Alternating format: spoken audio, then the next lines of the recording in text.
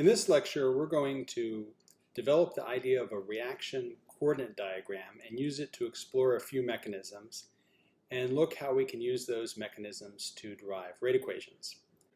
Let's jump right in with the definition of a reaction coordinate diagram. So rather than give a definition, let's just draw one. So a reaction coordinate diagram is something where we have the reaction coordinate, we'll just label it RC, on the x-axis and energy on the y-axis. And so what this represents is the reactants. We just have pure reactants on the left, and we're going to progress through the reaction to make a molecule of product from our reactants. So for instance, if we have some sort of schematic here where we have a reaction that is, let's say, something A goes to 2B. Okay, so imagine, let's make it an exothermic reaction. So we're going to have A over here. It's got higher energy than the products.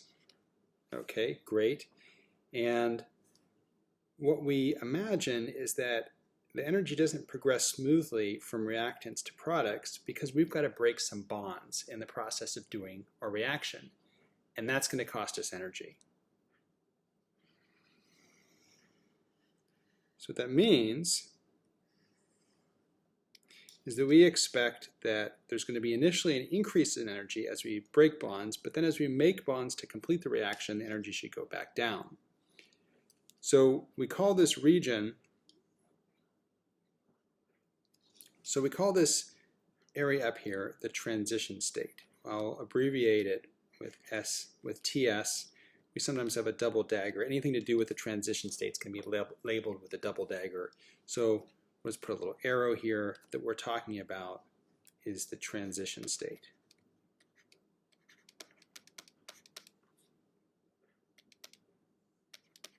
And the transition state is not a stable molecule. If we look at this, if we go a little bit backwards or a little bit forwards, it is lower in energy. So it's kind of like, imagine this is a track and we're putting a ball bearing here. It's going to, if we move it at all one way to the left or right, it's going to just spontaneously start rolling downhill, because in this case it's not downhill in space but downhill in energy. So this is not a stable thing because it will either decay forward or backward. Okay, so this is something that has a transient existence. So the transition state does not have a it doesn't stick around like products or reactants will. Okay, let's annotate this diagram just a little bit more. So let's imagine that we have a line here and here. This represents the energy of the reactants and products. And so we can see that this difference in energy, this is what's going to determine things like delta G standard. This is the difference in energy between our products and reactants. So the equilibrium constant is related to this energy difference. But that's not what determines how fast this reaction goes. What determines how fast this reaction goes is this energy difference here.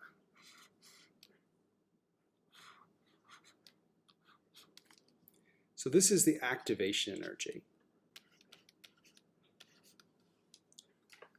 And at this point, you've already been exposed to the Arrhenius equation. I'll just rewrite it here. K is equal to the pre-exponential factor A, e to the minus EA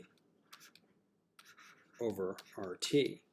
So notice, if we make EA big, this is a negative exponential that's going to tend to make K small. So the bigger the activation energy, the smaller this is going to be, and all else equal, the smaller K is going to be. So the higher this energy hill you have to get over, the slower the reaction. Okay, so this is our first reaction coordinate diagram. A couple things just to remember. You should be able to tell, yes, I see a single energy hill between products and reactants. It's a single transition state. And how high in energy that transition state is above the reactants gives me my activation energy, which tells me the size of K, K being the rate constant, whereas this gap in energy here is going to be related to delta G standard and therefore what the equilibrium constant, big K, is. So make sure you don't mix up this height difference, this energy difference, with this energy difference. This is about how fast it is. This is about what the equilibrium constant is. So totally separate. So make sure you don't mix up things related to big K, equilibrium constant, with things related to small k, rate constant. Okay, that's about all we have to say about reaction coordinate diagrams. Let's go ahead and use them to explain a reaction that we've already seen. Okay, let's do the SN2 reaction. So the SN2 reaction, we'll give an example here. The example we gave before was methyl bromide being attacked by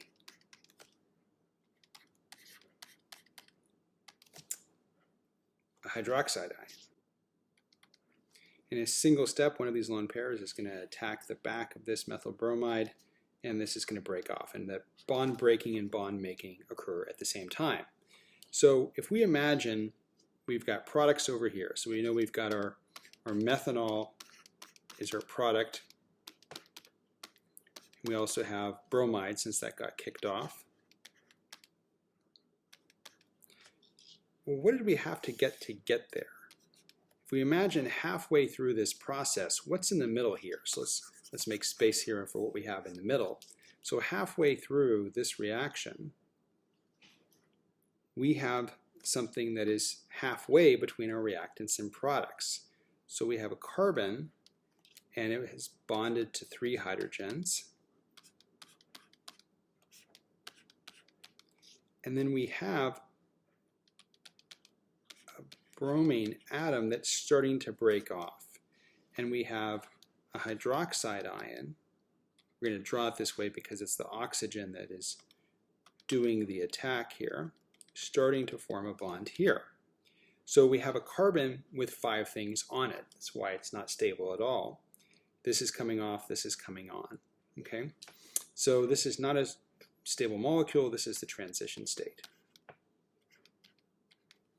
Okay, so if we draw an RC diagram for this, where we've got reaction coordinate or reaction progress and we've got energy, we can see that we've got our reactants here.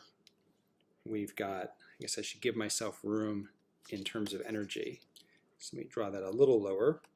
So we've got our reactants here, we've got our products down here, and then we've got a transition state that is higher in energy than the reactants or the products.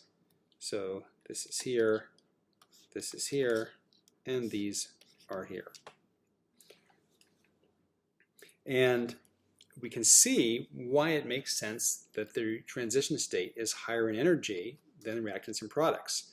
We have 5 bonds in our carbon, and 2 of those bonds are bonds that are not, this one's half broken and this one's half made. So this is a really messed up structure, and so we're not surprised that this is higher in energy than the reactants and products. Let's go ahead and complete this by saying that we have a partial negative charge here and a partial negative charge here. So as this oxygen is donating its lone pair to become a bonding pair, it's starting to lose its negative charge, and as this bond is breaking, this bonding pair is becoming a lone pair, and so this is developing a negative charge. So this is gaining charge, this is losing it.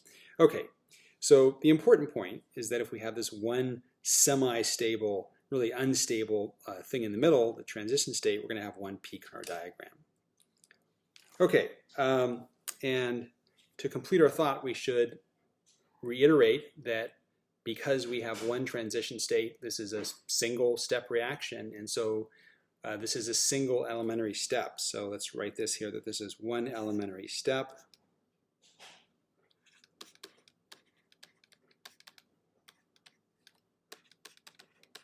And we can always get the rate constant, we can get the rate equation for an elementary step by just looking at the reactants for the elementary step.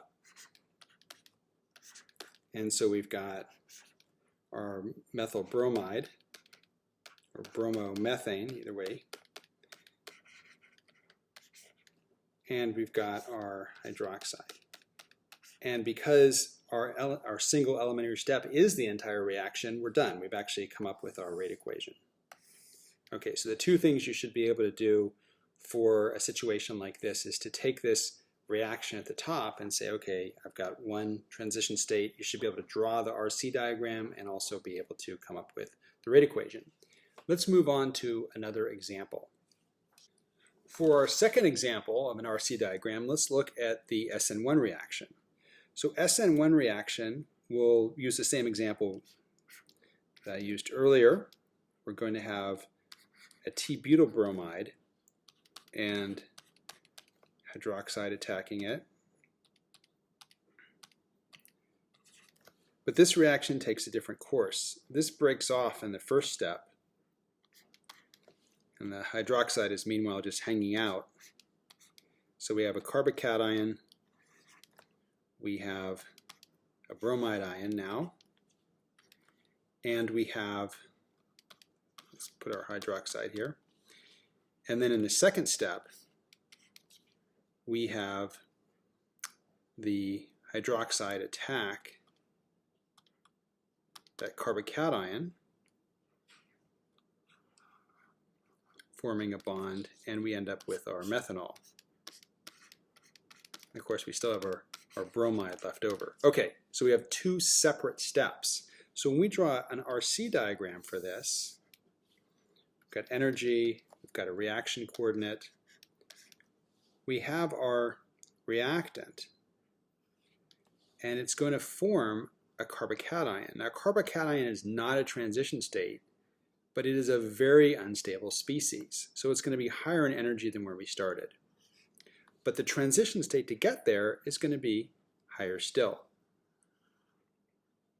So what's happening here is we're going to start breaking this bond, and that's going to cost us energy. So we're going up here, but eventually when we form this carbocation, it can be solvated by the solvent, and that's going to bring the energy back down a bit. So this energy is higher than this, but it is the highest of all is the transition state. So let's label this transition state. Okay. And now let's look at the rest of this. Well, we're going to form our stable molecule. That's going to be over here. And to do that, we have to have this come in and displace the solvent and desolvate this. That's going to raise the energy a little bit. And we're going to go back down. Okay, so notice we have another transition state. So this is an important principle, is that for every step in a reaction, for every elementary step, or you can also call it every mechanistic step, every step has its own transition state. So let's call this transition state 1 and 2. Okay, so there's a transition state for every step. And here, this is not a transition state, we call it an intermediate. And the intermediate has a short lifetime, but it's not zero. The transition states 2 and 1 basically have a lifetime of 0. You get up to this energy and you immediately decay to the next thing. You don't stick around here at all. Here, you might have, depending upon the intermediate, you might have a lifetime of nanoseconds or even milliseconds or even longer depending upon the intermediate. So intermediates, even though they're not stable in the long term, they do have a non-zero lifetime. So very different from transition states. The important part is this is concave and this is, this is down and this is sloped upwards. Okay, so then we have our products over here. So we have reactants on the left, products on the right, intermediate in the middle, and it's all separated by transition states. So I hope that the energies make sense here, right? That we have our transition states are higher than the intermediate, but the intermediate's higher than either product or reactant. Now let's look at activation energies. So if we look at activation energies, we can see that to go from this first reactant to this first transition state, that's going to be an activation energy. But we're also going to have an activation energy here to go from our intermediate to our second transition state. So let's call that EA2. Now remember, when we were introduced to this mechanism, we saw that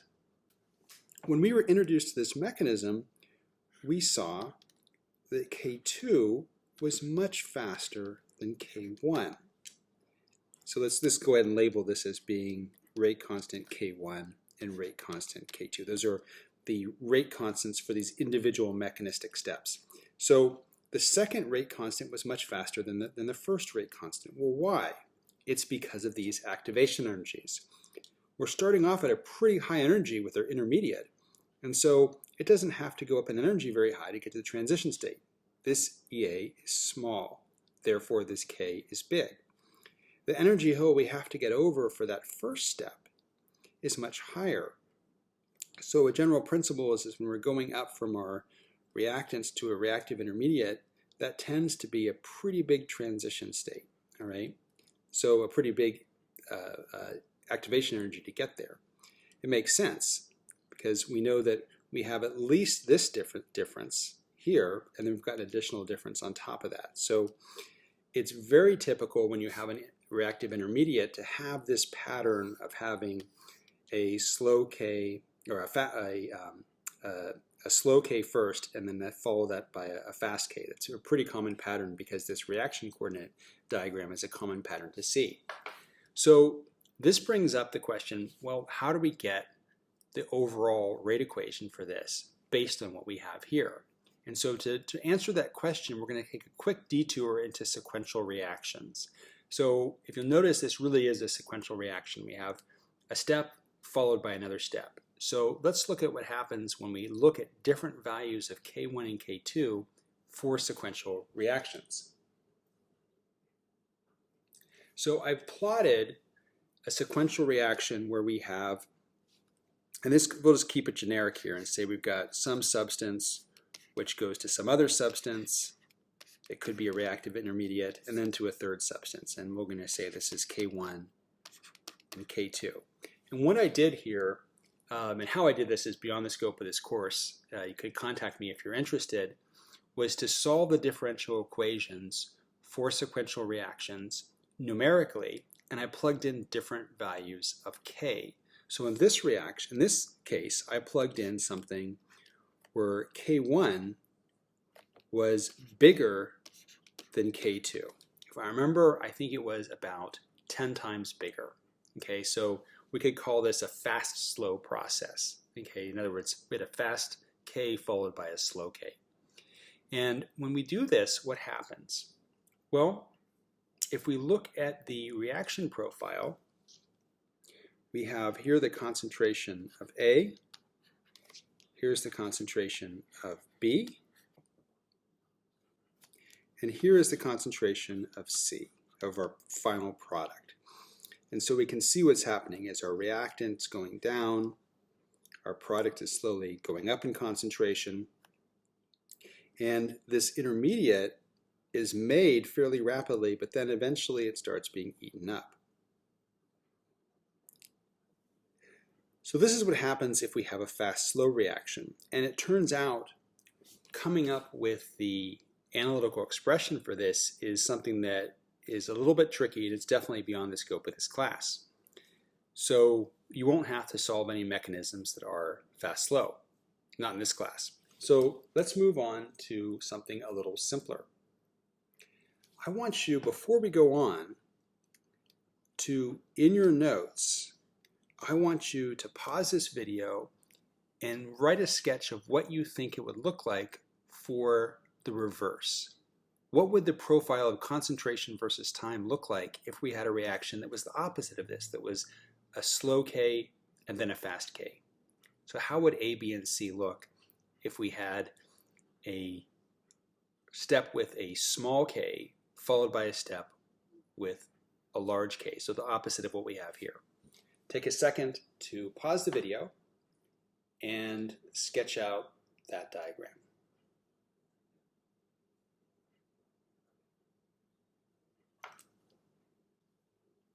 All right, I hope your diagram looks something like this. So this is for a case where we have A has constant, let's put this down a little bit lower. So we've got A goes to B, goes to C with constant K1 and K2, but this time we've got slow fast. So K1 is going to be much smaller than K2. Okay, well here we still of course eat up our reactant and form our product. But the intermediate B, we can see, doesn't go up very high. It stays really low. Its concentration is low and approximately constant. This, except for at the very start, its slope is pretty close to 1. So let's make a note here that B is small and that the slope, delta B, delta T, is approximately 0, or at least it's a very gentle slope. Okay, now this was a case where K2 was about 10 times bigger than K1. So let's see what happens if we crank it up to where K2 is 100 times bigger than K1. When that's graphed, we get this graph here. So it's kind of hard to see, but this is actually B down here. This is B, this is C, and this is A. Okay, so here we had K2 is much, much, much, much bigger than K1. And we can see here the concentration of B is approximately equal to 0, and because it's so flat, because it's always close to 0, we don't have to invoke calculus here. We can use a delta if we want. Delta B, delta T is approximately 0. All right, so this situation where we have a reactive intermediate, and we're still talking about A going to B, going to C, where that reactive intermediate, B, has a very low concentration, that's called the steady state assumption.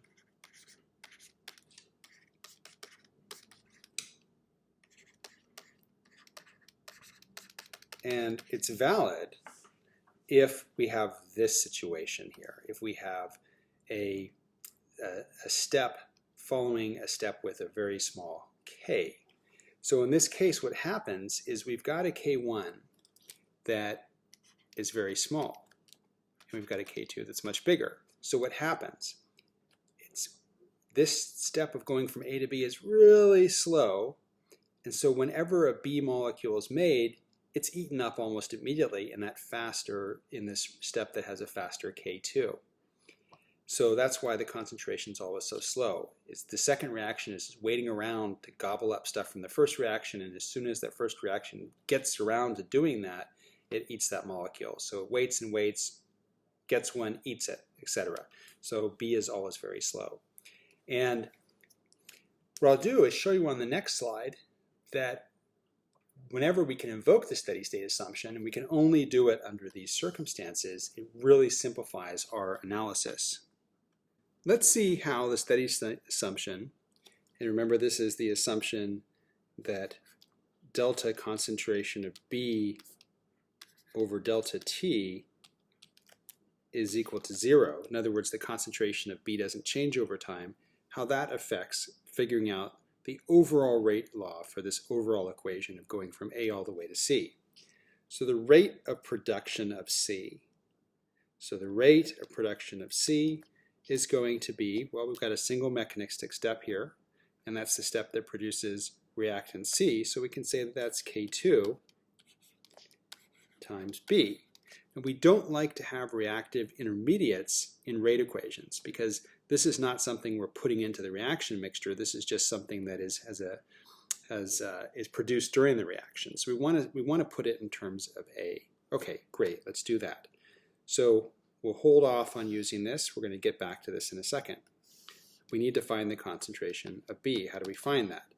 Well, we go back to our steady state assumption to do that. So we say the rate that we make B equals the rate that we lose B.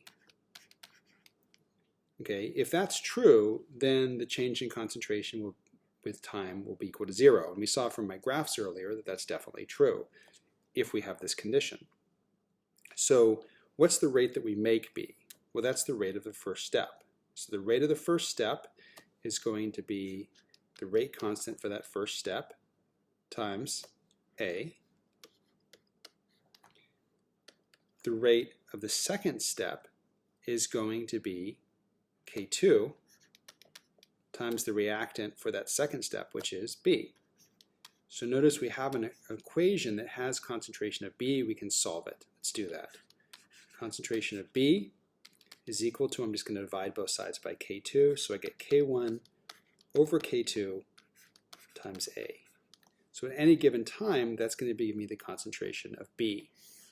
So what I can do is take that expression for B, and plug it in right there, and I'll have my final answer. Let's do that. So we've got V for the overall equation is equal to K2 times the concentration of B. And what is the concentration of B? It's this expression over here. Oops, made a little mark there. It's this expression over here. So let's plug that in. K1 over K2 times concentration of A. And we can see, look, K2 is going to cancel out. That second step, that step with a bigger rate constant, is not going to matter. So we end up with V for the overall reaction, it's just going to be K1 times A. So whatever influences the rate of the non-rate limiting step is not going to matter. Okay, so the general principle here is that if you have a step that is rate limiting, so we'll write rate limiting step here,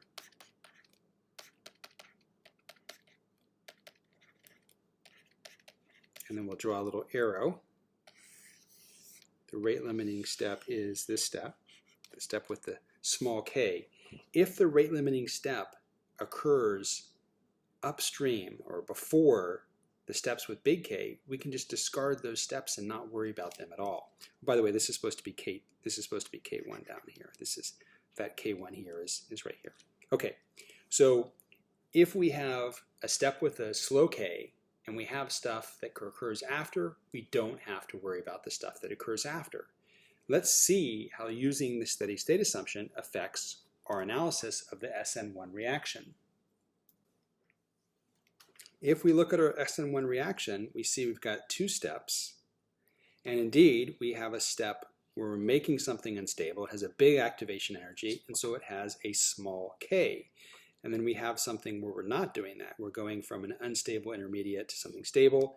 It has a low activation energy, and it has a big K. So this is exactly the scenario we were just talking about. So we have a rate determining step. We can throw out everything else, and the first step is all that matters. And the first step, the only thing that's involved in the first step is the t-butyl bromide. So that's why this reaction, even though it has two reactants, is just first order, because we invoked that steady state assumption. So that's an example of the analysis that we'll need to do when we're doing these, when we're looking at reactions, is to say how many steps are there? What are the activation energies? And can we, if there's multiple steps, invoke the steady state assumption?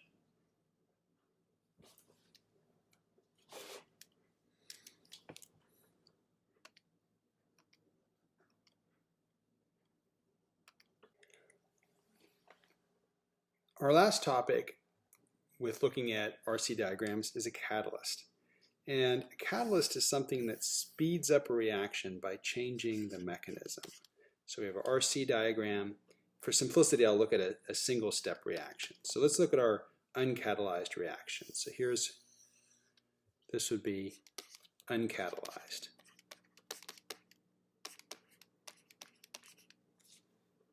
Okay, so we've got a transition state, we've got our products, we've got our reactants. Okay, very nice. And we've got an activation energy.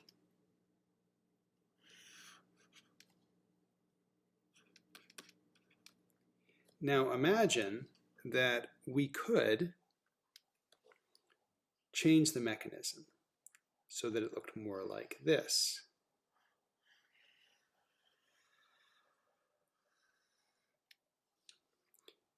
so here we've got two different transition states. So we've got two different transition states. I'll call them TS1 prime and TS2 prime. So those are after we've added a catalyst.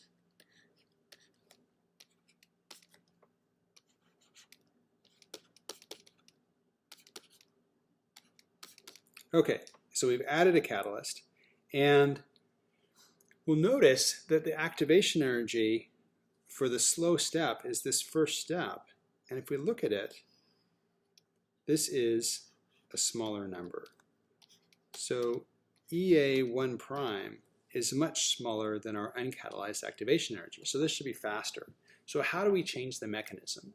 So catalysts work by a variety of modes. So for instance, if you add an acid or a base to reaction, that can act as a catalyst for many, many reactions. I'll give a simpler reaction here, and that's the reaction where we take something like, let's do hydrogen and an alkene. So let's imagine we take this molecule and we want to add hydrogen to it to get this molecule. So that's called hydrogenation. And it turns out that if we mix this molecule, so this at room temperature, this would be a gas, this is a gas, we put them in a flask together, nothing happens. So we wait a few weeks, nothing happens. It is really too slow to be practical. So if we simply put some powdered platinum in there and shake it up, this happens super fast. So why is that? The reason is that we've got a platinum surface, and it turns out that if you take H2, it will bind that surface. So we end up with hydrogen atoms bound to the surface. And the same thing happens with this alkene. It can bind the surface. And once these bonds are formed, then these atoms can be added across this double bond to make, to turn this alkene into an alkane. So notice that there's going to be a series of events, and it turns out each of those events has a lower activation energy than the uncatalyzed reaction. So instead of the reaction taking, I'm not actually sure what the half-time would be uncatalyzed, it might be thousands of years, it might take a few minutes. And it's all by reducing the activation energy. So 2 points about a catalyst that are important. One is that notice that we're not changing the energy of the reactants and the products. So delta G standard's not changed. Well, if delta G standard's not changed, K equilibrium is not changed. And that is a key thing to remember about a catalyst, is that catalyst does not change K equilibrium. What does it do? It makes the rate constant higher. So the rate constant's higher, the equilibrium constant's unchanged. So key facts about catalysts.